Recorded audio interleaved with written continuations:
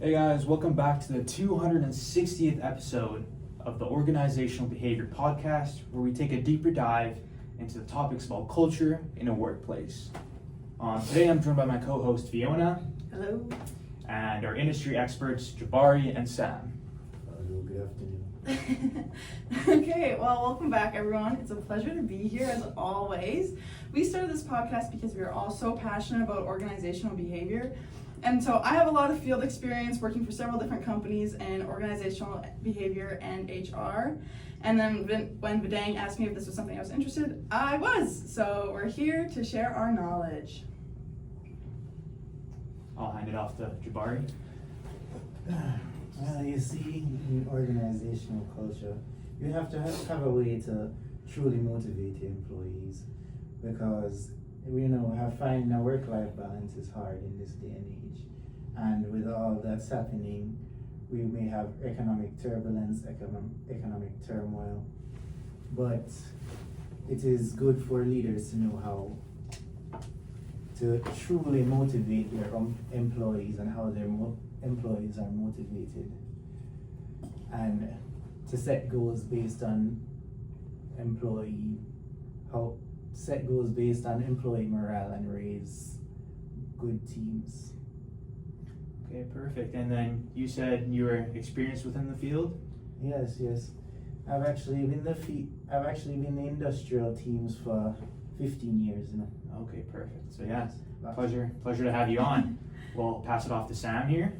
Hi, I have been in the industry for like 20 years. Okay. As an HR professional, and there was this case study in which there was 40% turnover in our company, and what we did to solve the problem was we actually introduced competitive wages in the organization to encourage individuals to not to quit the company, and also we introduced quarterly bonuses for for team members that performed excellently well in the year. Also, the extrinsic boost we made for the organization was the voice of the employee program was introduced, which the frontline staff co-designed shift schedules, and also we introduced skill badges for mastering new tasks for individuals that are interested in that. Perfect. So yeah, that's great stuff. We'll kind of dive into the topic about today's podcast. Basically, motivation in the workplace. To kind of define what that really means is just like the internal drive or like kind of enthusiasm employees have for their work, right? So whether that could be their personal motivation to succeed, or whether that could be like Sam said, the competitive wages or that extra bump they can get to succeed.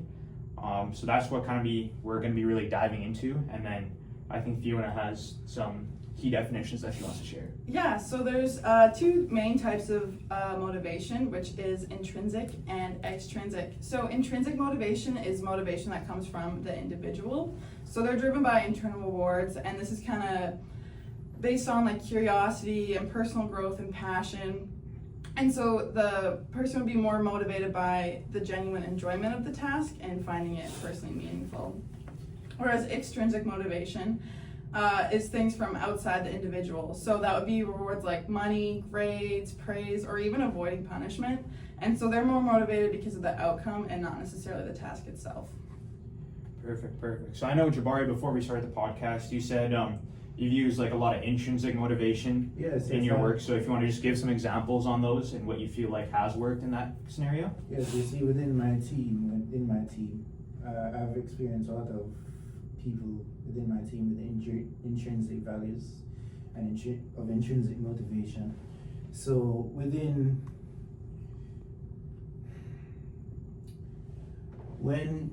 you're on my team, we're not just looking towards the company's goals. We're looking towards your future. We're looking how we can improve your specialization, your personal specialization.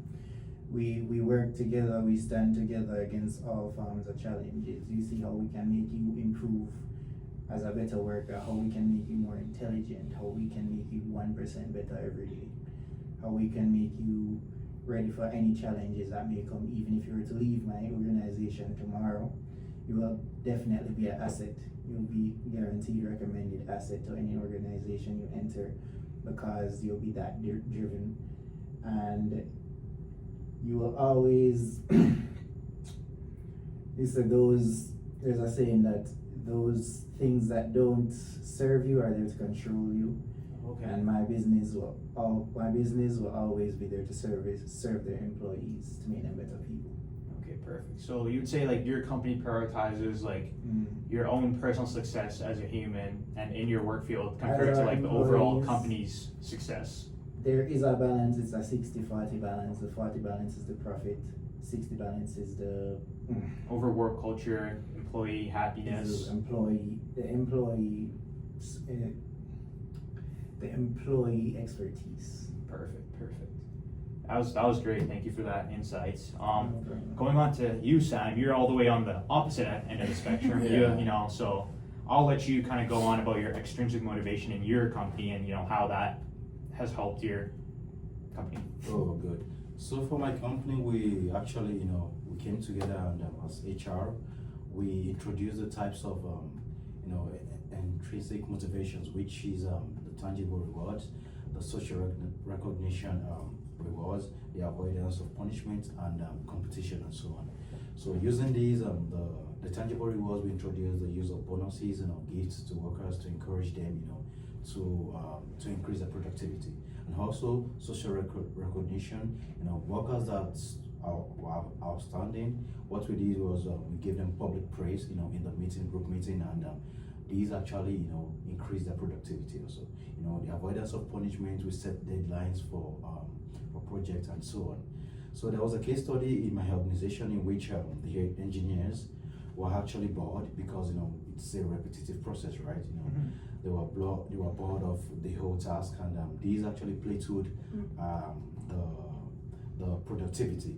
So what we did was we introduced this extrinsic levers like the innovation spirit of prizes, and these also helped the patents ideas in the organization. Also, the intrinsic lever we introduced was 20% passion project time, which actually also helped the productivity of the organization. Okay, perfect. Yeah. So honestly, yeah, that was great. So you say like you're kind of saying that like you feel within your company the success that has came was due to like you giving your employees like that power and that recognition, saying like, hey, like I'm giving you the ability to do this, and if you do this, I'm giving you like say this present or this gift or that bonus. Yeah, extrinsic rewards. Yeah, that was great. So it was great to hear kind of both sides of the story. I'll let you kind of add on if you wanna. Yeah, I think that's really interesting. And I find extrinsic motivation really interesting, and it's just interesting to see how it can be backed up. Definitely, like from like a psychological standpoint, like from theories, there's a lot of different like research done to back that up. Like for example, there's Vroom's expectancy theory, which really just draws like a clear link between effort and external rewards, which is basically what you described in that case theory that was done at your company. And that's just like the idea that motivation is basically based off expectancy, instrumentality, and valence. So if I gave you an impossible task to complete, but a huge reward for it, you wouldn't really be motivated because it's so hard to do, even if the reward is huge. But if it gave you a task that you didn't really feel like doing, but it provided a decent reward, you would, which would be like a paycheck for like the engineers at your company. And so I find that really interesting. And also just goal setting and how, when paired with proper feedback, it can really enhance performance. And so, yeah. Oh, that was great. Kind of diving more onto that intrinsic thing. Me personally being in an organizational behavior class right now, I feel like with intrinsic, there's also some kind of theories that back up that argument that Jabari provided. And one of those, especially in his scenario, is like self-determination. So that's the theory that was proposed by like Deci and Ryan in the early 2000s. and that's kind of just like identifying the main psychological needs of a person. So, you know, their like motivation to succeed for themselves, their motivation to kind of make something that they can do and not just kind of, you know, be influenced by other pressures like money, and just do it for like the greater good of the community. Like an example that I've kind of recently discovered being in academia is research for like professors. A lot of the time it's hard to get funding for like something you want to do. So a lot of the time, like in order to succeed in this, you kind of have to like put your foot down and be like, hey, like I'm doing this because it's better in my own heart. I want to, you know, succeed and do it for the greater good of the community rather than just do it for profits. So I feel like that's kind of where the intrinsic and the self-determination theory kind of comes in. So yeah, so I think that's pretty much what I've kind of noticed within the intrinsic part. Well, you see, but then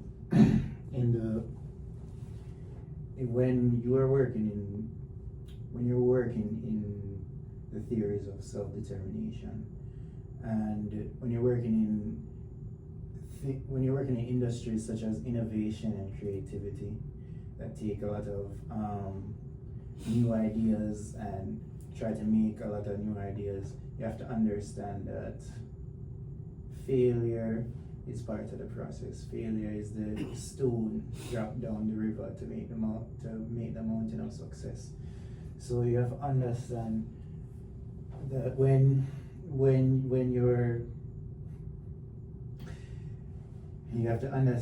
you're pursuing new knowledge and when you're making new ideas, you're bound to be shot down.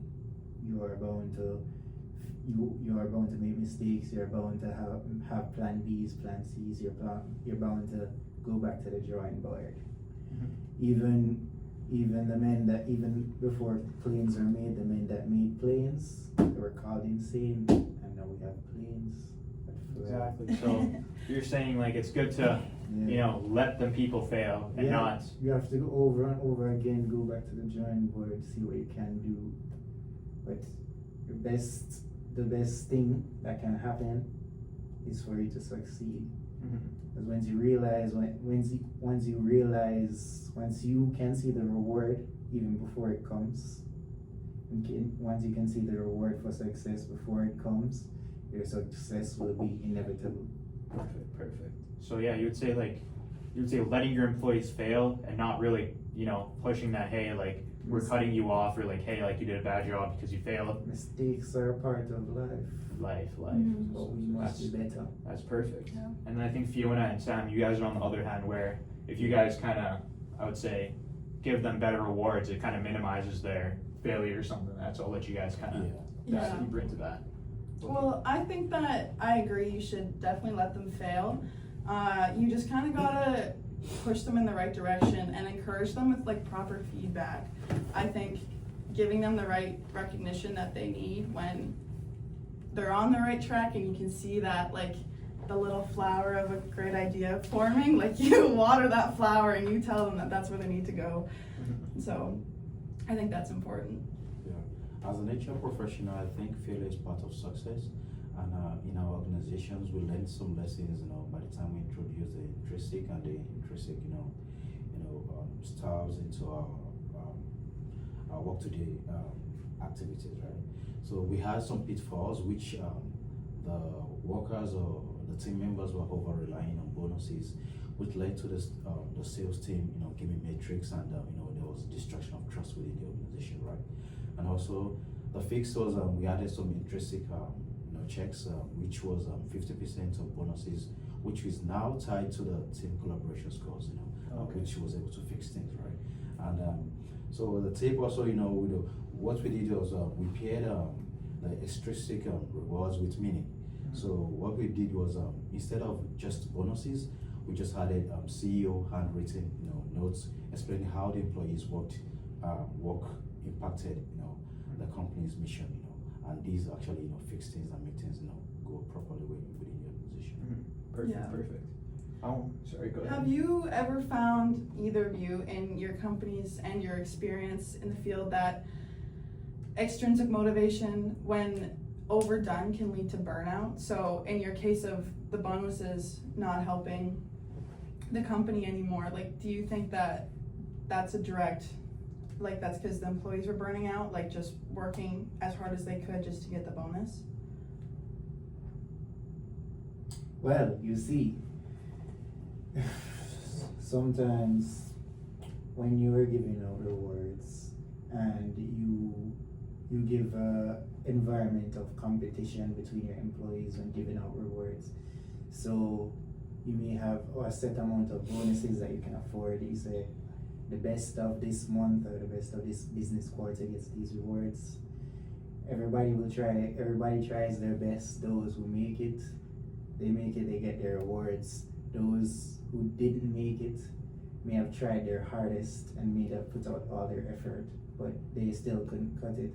It kind of forms like a divide between the employees, right? Mhm. So the employees that are usually at the top are cut off from the bottom, and it may even cause a segregation of knowledge as well.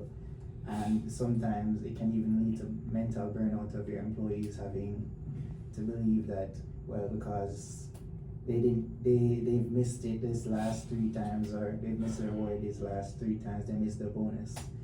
Oh well, they should give up because they don't believe that they'll be able to get it. So it may create complacency among burned out employees as well too. Perfect. Yeah. So for these, I realize this leads to short-term boost, right?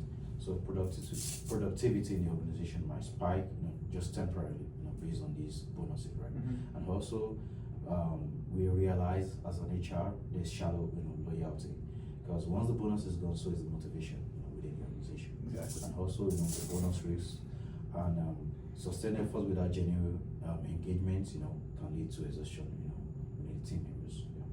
So yeah, you would say like for extrinsic, it's more so if you're facing a short-term goal of achieving XYZ, you feel like as a collective we feel like extrinsic is better because you can motivate your employees, get those goals reached. But overall, long-term, if we look through the intrinsic view, you feel like that's going to determine company culture. It won't keep employees around as much and kind of not build that work collaboration that we kind of all should strive for, right? Yeah, I think it's really important to look at sustainability when you're looking at motivation and finding, what will last throughout the years. Perfect. So for sustainability, I think intrinsic motivation is the best. Yeah. Because intrinsic is just temporary, right? Mm-hmm. And also the creativity and proactive, thinking of individuals in the organization usually thrive with it when people are care beyond the paycheck.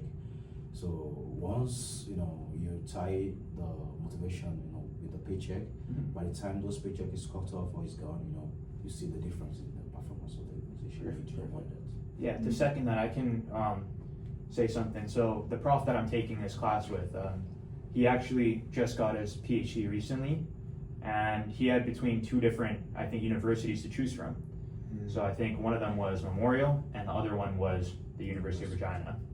And I remember him talking about in class, one of the reasons he went for University of Regina was not more so for the pay, but also the work environment. He said that he liked the coworkers he worked with. He liked that the university was like open to, kind of letting him pursue his academic freedom and kind of letting him go on that tenured track and kind of giving him that like free ability to research what he wants and kind of saying, hey, like, we believe in you, the situation will put you in, everyone all around you will want you to succeed. So I think like Memorial University, it's in the Maritimes, very great views, nice city. But I think overall him coming to University of Regina was due to that kind of collaborative and experience within the workplace that kind of pulled them towards the intrinsic side rather than extrinsic. Mm-hmm. So I think, sorry, go ahead. Yeah, no, I agree. From all the places I've worked at, the ones I enjoyed it's where the people are and where I'm like motivated myself to do the work and I enjoy it. So Perfect. I want to kind of take a step into more of like the political side of things. As we can see, the U.S. state right now, new president-elect Donald Trump has kind of been in the office for a minute now, and he doesn't really take much of a salary, right, for being the president, but he's taking a lot of power. So if you guys want to kind of talk on about how that like extrinsic kind of, it might seem intrinsic, but kind of is in the grand scheme of thing extrinsic because he's going for that power. If you guys want to kind of elaborate on that. Yeah, I think it kind of comes down to whether or not you think money is one of the greatest motivators or power. And so, it's really clear that he's choosing power. I believe, Sir Trump is coming from a very traditional time. He's coming from a simpler time, and he's a simpler time where millionaires and multi-billionaires had a lot more control over their companies. They had a lot more direct hold on their assets and even the people working for them. Yeah. But really and truly, at the end of the day, more and more people are realizing a company or organization is nothing without the people that work in it. So you have to stand behind those people. You have to make sure you have to empower them. Exactly. And with the implementation of new technologies, a lot of these companies that are trying to replace people using new technologies such as AI, they're going through a recessional period right now because, Correct. well, even if they can do things the easier way, they're losing a sense of touch with creativity, and they're losing ideas in the sense of sometimes vague ideas are perfect plans when they're finished. So Mr. Trump is coming from a time where the billionaires and CEOs had a strong grip on the economy, and I believe he's trying to recreate that time. But the world will move forward regardless, and the future is untamed. You cannot control the future. So it's like we can kind of compare the state of like the United States to kind of like a work environment, right? It's like a lot of the time in a lot of workplaces, you know, when you first are going to the interview or like you're seeking what the company can offer you, they'll say, hey, like we're really all about work culture, we're all about the people, and stuff like that. So that's when it kind of Trump was saying like he was for the people, but then you can see as time goes by, and also is between, you have to be mindful of the work generations when you're considering the different work generations when considering, because you can have up to 3 different generations within a workforce. Exactly. And the older generation or the more traditional generation, they're basically most of them are retired, but some of them are still working. And basically their idea is that, well, if you stay loyal to a company, and if you work hard enough, and if you strive to put as much effort out as possible, that you will be handed it back in turn. And a lot of companies are taking this belief for granted, and they're running with it. So later generations have seen that, and they've seen that the effort that their parents, our forefathers and mothers put before them, that effort is not necessarily being passed down in hand as much as it should have been. So most people, especially in the generation Z and millennials started, they still have a balance, they still have a half and half balance, but most people in this coming generation, they're not willing to be with organizations that don't serve them. Exactly. And they're finding other means of income, and they're not planning. They don't want to work anywhere they don't want to hate their jobs for the rest of their lives. They don't want to work anywhere that they don't enjoy or they don't like the environment for any long periods of time. And I understand the sentiment. Because yeah, I think there was a study done by my professor that this is more so in like a consumer base, but people in our generation, so Generation Z, are, I think he said it was 60% more likely to buy something Yeah. if it's tied to a cause, you know? So I think that kind of relates back to motivation in a sense that, you know, if they're more likely to work at the company if it ties to their cause, whether that be extrinsic or intrinsic. So say for Trump, he probably, you know, sat down and, you know, he had money and he had power. You know, money is just for a time being of 8 years, right? Yes. And also, money is temporary and power transcends time, you know. So within the 8 years, by the time he prioritizes power, he's still gonna have, you know, a couple of powers, you know, within his grasp. So the thing is, I would categorize the money to be intrinsic, to be intrinsic because it's temporal, and power to be intrinsic, right? So you know, and these, you know, this actually is one of the things that motivated him to, you know, to grab on power. You know. The president. Yeah. Yeah. Overall, yeah. I think we've had a great discussion so far. You know, you've brought your industry expertise from that intrinsic side. You've brought your industry expertise from that extrinsic side, and then my co-host Fiona, she's kind of been a little bit everywhere. So overall, I think we had a great conversation, and I hope you guys can kind of learn from each other too, and kind of implement, you know, some of your views into your company, some of your views into your company. Yes. And I just want to kind of thank you guys for coming on again. Thank you. So, Yeah, Thank you as well. yeah. All right. Nice meeting You've been wonderful co-host. All right. With that being said, I love this environment. with that being said, episode 260 comes to an end, and tune in on YouTube, Apple Music, Spotify for our next episode. Should be coming sometime soon. See you guys. Thank you. Bye. Thank you.